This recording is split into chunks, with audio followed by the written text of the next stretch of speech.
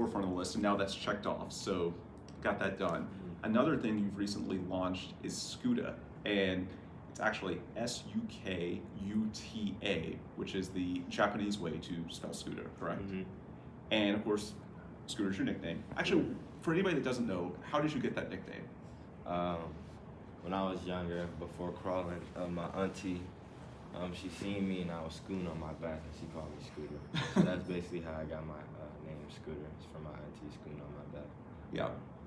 Well, you've launched this venture, and basically the idea is to sort of it's to build a connection between you and fans. And I know that Houston's very important to you. And so, you're getting into the world of digital collectibles. You've got several other components to the venture as well. Basically, just got off the ground about a month ago, correct? Yeah, so basically just little gifs about Scooter. I basically wanted to create another way to interact with my fans and just the community in Houston, and we want to turn it global, but just having that access to me, NBA player, some people didn't have that growing up. I didn't have it growing up that much until I got good enough to be around them. But just having that access as a kid, being able to probably play video games with me, meet and greet, get some winning collectible gifts like my signature shoe or things like that. Just a bunch of fun things for the fans, and to be able to interact with the community. Yeah, and Sukuta.io is how they can learn about that. Sukuta. You mentioned wanting to build that connection and give your fans some opportunities. I think that's it's so interesting with you. We talked earlier about Jalen and Usman and P and Josh. Those are your two guys, and you're in year 4.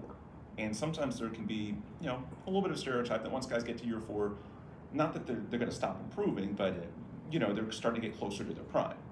Whereas with you, you're a little bit closer to those guys in that, you're year 2 in the NBA, between the transition from Cleveland to Houston, your time in the G League bubble, getting here for the last couple of months, and then the switch to point guard.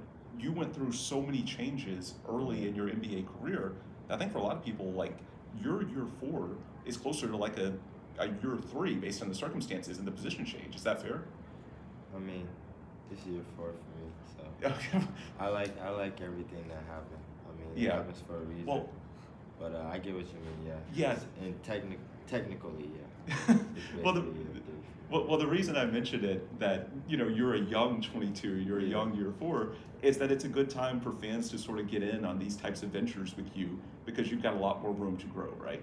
It's sort of like this is the ground floor, both for you as a prospect, as a player getting better, and also for the team as well. Like, this is a good time to get in right now if you're a fan wanting to learn more about Kevin Porter Jr.